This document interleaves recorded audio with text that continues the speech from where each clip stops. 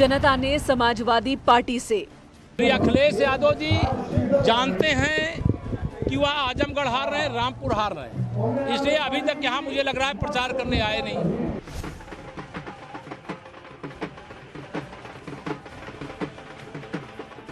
SP के बड़े नेता रहे चुनाव से दूर, बीजेपी ने फायदा उठाया भरपूर।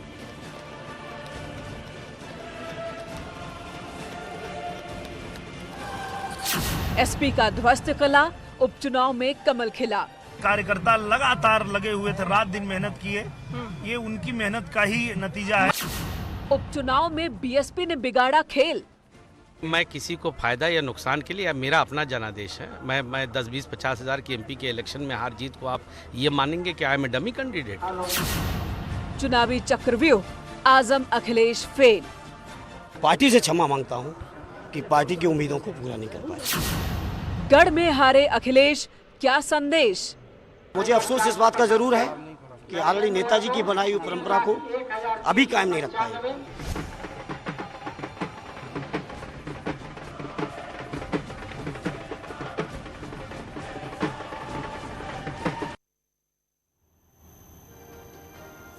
नमस्कार, आप देख रहे हैं न्यूज 18। मैं हूं आपके साथ मेनका चौधरी और ये वक्त लाख टके की बात का। नमस्कार, मैं हूं आपके साथ अमित गर्ग शुक्ला। शुरुआत करते हैं आज की बड़ी खबर के साथ। उपचुनाव में समाजवादी पार्टी की करारी हार हुई है। रामपुर और आजमगढ़, जिन दो सीटों को समाजवादी पार्टी का गढ़ कहा जाता था, उन दोनों ही सीटों पर समाजवादी पार्टी हार गई। लेकिन इस हार के बाद समाजवादी पार्टी कारणों का विश्लेषण करने के बजाय बहाने ढूंढ रही है, दूसरों पर ठीकरा फोड़ रही है। आपको पूरी कहानी बताएंगे, उससे पहले समझिए दोनों ही सीटों पर जीत और हार का अंतर क्या रहा, कितना रहा। आजमगढ़ सीट पर बीजेपी के दिनेश लाल यादव निरहुआ को 3,12,768 वोट मिले, तो वोट प्रतिशत 34.39 रहा। वहीं समाजवादी पार्टी के धर्मेंद्र यादव को 3,04,089 वोट मिले, वोट प्रतिशत 33.44% रहा। जबकि बीएसपी के गुड्डू जमाली को 2,66,210 वोट मिले, बीएसपी का वोट प्रतिशत 29.27 रहा। दिनेश लाल यादव निरहुआ ने 8,679 वोटों से जीत हासिल की है। अब रामपुर की स्थिति समझिए। बीजेपी के प्रत्याशी घनश्याम सिंह लोधी को 3,67,397 वोट मिले, वोट प्रतिशत रहा 51.96%। वहीं समाजवादी पार्टी के मोहम्मद आसिम रजा को 3,25,205 वोट मिले और वोट प्रतिशत उनका रहा 46%। घनश्याम सिंह लोधी ने 42,192 वोटों से आसिम रजा को शिकस्त दी। और अब देखिए कि समाजवादी पार्टी दोनों सीटों पर हार के लिए बहाने क्या क्या बना रही है और किस पर ठीकरा फोड़ रही है।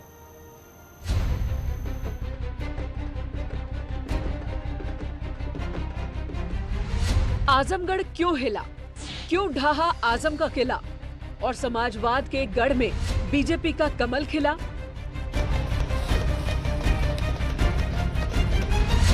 वजह क्या रही, चूक कहां हुई? सवाल कई हैं जिनके जवाब समाजवादी पार्टी को ढूंढने हैं।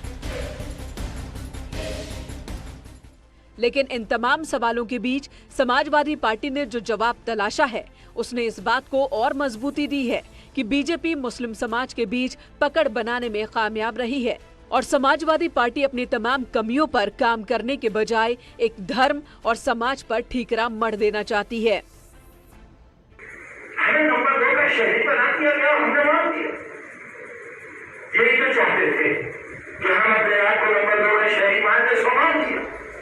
मतलब ये कि समाजवादी पार्टी ने ये मान लिया है, आजम खां को यकीन है कि मुस्लिम समाज का एक बड़ा वोट बीजेपी के पाले में गया है। ये यकीन सिर्फ आजम खां का नहीं है। आजमगढ़ से समाजवादी पार्टी के प्रत्याशी और चुनाव हारने वाले धर्मेंद्र यादव को भी विश्वास है कि मुस्लिम समाज ने उनका साथ नहीं दिया। जरूर माइनॉरिटी के भाई बहनों से कहूंगा, सोचो, विचार करो, आखिर बीजेपी की बी टीम के साथ खड़े होके आप कभी हक पा सकते हो क्या? ये आपकी नागरिकता छीनना चाहते हैं, ये आपको देश में 2 दर्जे के नागरिक बना के रखना चाहते हैं, ये आपकी हर सुविधा को छीनना चाहते हैं। ये भारतीय जनता पार्टी के लोग आपके घरों में बुलडोजर चलाना चाहते हैं, और फिर भी अगर आप इनके बी टीम के झांसे में आएंगे तो लड़ाई कहीं ना कहीं कमजोर होगी। तो साफ है कि समाजवादी पार्टी रामपुर और आजमगढ़ के जातीय समीकरणों के आसरे ही उपचुनाव में जीत का ख्वाब सजोए बैठी थी, लेकिन ऐसा हुआ नहीं। धर्मेंद्र यादव का तर्क है कि आजमगढ़ में बीएसपी ने बीजेपी का साथ दिया। मैं कह सकता हूं जो ओपन गठबंधन चला भारतीय जनता पार्टी का, बहुजन समाज पार्टी का, उत्तर प्रदेश के प्रशासन का, तमाम जो एक साथ गठबंधन चले, सब चलाने के बाद भी फाइनल टैली जो मेरे साथियों ने की वो लगभग 4,500 के आसपास की कुछ होगी। 4,500 से हरा पाए। लेकिन सवाल है कि रामपुर में तो बीएसपी चुनाव ही नहीं लड़ रही थी, तो फिर क्यों समाजवादी पार्टी चुनाव हार गई? समाजवादी पार्टी का आरोप है कि चुनाव में लोगों को जबरन वोट डालने से रोका गया। आरोप और भी हैं। 600 की पोलिंग और 4 वोट, 1200 की पोलिंग और 9 वोट, इसे चुनाव कहेंगे? आपको मुबारक, ये आपकी जीत को हार में बदला गया है, लेकिन आपको मुबारक जो भी है।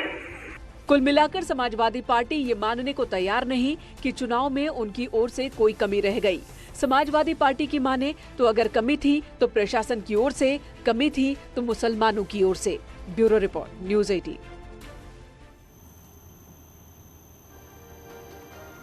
और समाजवादी पार्टी के बहाने और हैं, दलीलें भी तमाम हैं, लेकिन यहाँ समझना होगा कि आखिर वो क्या क्या फैक्टर हैं जिनके चलते समाजवादी पार्टी को हार का सामना करना पड़ा। पहले रामपुर में क्या फैक्टर रहे, समझिए जरा। बार बार चुनाव जनता को रास नहीं आया। दूसरा पॉइंट ये रहा कि आजम खान की पकड़ कमजोर हुई। और तीसरी बड़ी बात है कि इमोशनल कार्ड का जनता पर कोई असर नहीं पड़ा। वहीं चौथा पॉइंट है कि अखिलेश यादव की उपचुनाव से दूरी पार्टी पर भारी पड़ी। वहीं समाजवादी पार्टी का कोई बड़ा नेता नहीं पहुंचा और मुस्लिम वोट की ध्रुवीकरण की कोशिश भी नाकाम रही। सातवीं बड़ी बात यह रही कि मुफ्त राशन योजना का बीजेपी को फायदा मिला। आठवीं बड़ी बात यह रही कि बीएसपी ने कोई उम्मीदवार खड़ा नहीं किया था। ये तमाम बड़े फैक्टर निकलकर सामने आए। और अब देखिए कि आजमगढ़ में हार के पीछे क्या क्या फैक्टर रहे हैं, ये भी आपको बताते हैं। बीएसपी प्रत्याशी गुड्डू जमाली ने खेल बिगाड़ दिया। दूसरी बड़ी बात यह रही कि जातीय फैक्टर ने काम नहीं किया। ओवर कॉन्फिडेंस में समाजवादी पार्टी की हार हुई। अखिलेश यादव की उपचुनाव से दूरी, यानी कि आजमगढ़ से भी उनकी दूरी, ये पार्टी को महंगी पड़ी है। इसके अलावा निरहुआ का लगातार क्षेत्र में बने रहना, बीजेपी ने चुनाव में पूरी ताकत झोंक दी थी, ये भी एक बड़ा फैक्टर रहा।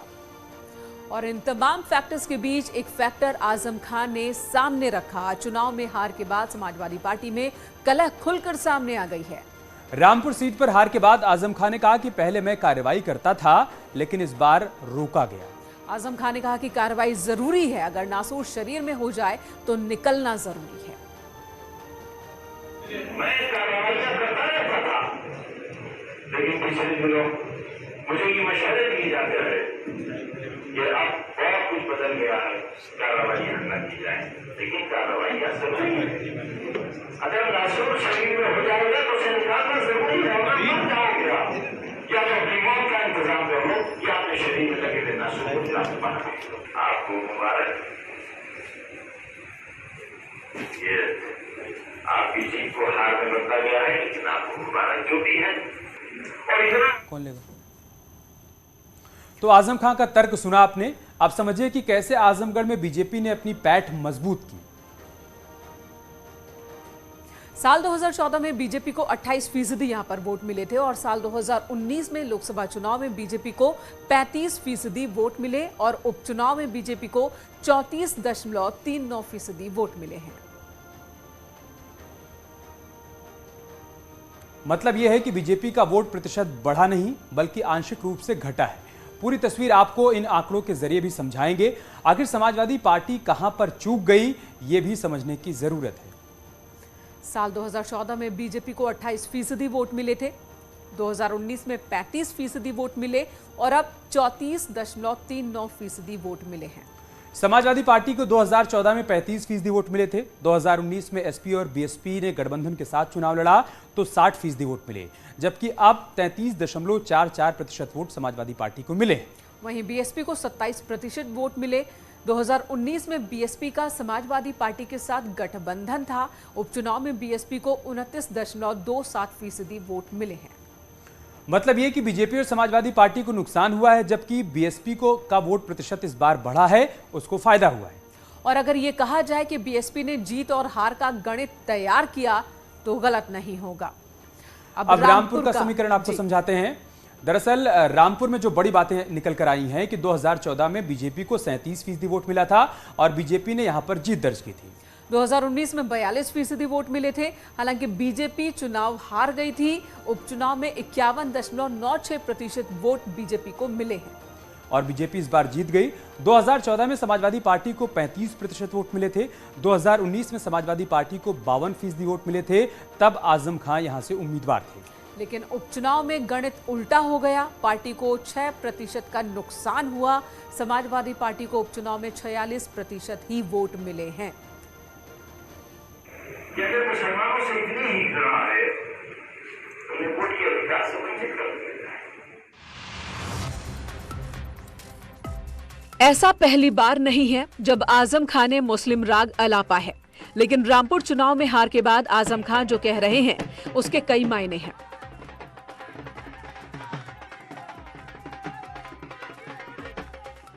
दरअसल आजम खां मुस्लिमों के बहाने विक्टिम कार्ड खेल रहे हैं। वो कार्ड जिसके जरिए वो खुद की उत्तर प्रदेश की सियासत में मजबूती से उपस्थिति दर्ज करा सकें। ये बता सकें कि मुस्लिमों के असली मसीहा वही हैं और कोई नहीं। अगर मुसलमानों से इतनी ही घृणा है तो उन्हें वोट के अधिकार से वंचित कर देना है। आजम खां के इस बयान के पीछे की एक वजह ये भी मानी जा रही है कि माना जा रहा है कि चुनाव में मुस्लिम वोट बैंक का बड़ा हिस्सा बीजेपी के पाले में गया और ये भी कि आने वाले चुनाव में बीजेपी मुस्लिम समाज के वोट में सेंध लगाने में सफल होगी। लिहाजा आजम खां ने अभी से तैयारी शुरू कर दी है। बस बहाना रामपुर चुनाव का है। और इतना हम शरीर किए जाएंगे तो हमें भी ये सोचने का हक है कि क्या हम अपने वोट का इस्तेमाल करें या न करें। दरअसल रामपुर सीट पर मुस्लिम समाज की आबादी करीब 50% है। ऐसे में इस सीट पर बीजेपी के लिए जीत काफी मुश्किल मानी जाती है और अब जबकि बीजेपी जीत चुकी है तो निष्पक्षता पर सवाल उठ रहे हैं। 3 कॉन्स्टिट्यूंसियों को टारगेट बना के, मुस्लिम बहुल्य क्षेत्रों को टारगेट बना के, लोगों को जहां 600 वोट वहां 4 वोट पड़े, यहाँ 500 वोट 9 वोट पड़े। इतने लोग कोई उदासीन थोड़ी वोट डालने के लिए कि सब वोट ही नहीं डालेंगे। हालांकि इन तमाम आरोपों से बीजेपी का इनकार है। उत्तर प्रदेश सरकार में मंत्री बलदेव सिंह औलख का तर्क है समाजवादी पार्टी का आरोप निराधार है।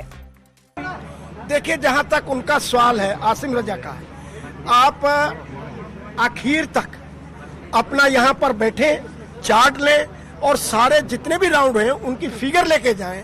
ये कहना गलत है। देखिए, कभी चुनाव के बारे में ये कहना उनके लिए ठीक नहीं है। ईमानदारी से वोटिंग हुई और ईमानदारी से आज काउंटिंग हुई। कुल मिलाकर रामपुर सीट पर जीत से बीजेपी जश्न में डूबी है तो ये समय समाजवादी पार्टी के लिए विचार का समय है। आखिर गलती कहाँ हुई? लेकिन समाजवादी पार्टी मुस्लिमों के बहाने राजनीति को हवा दे रही है। Bureau report, news 18।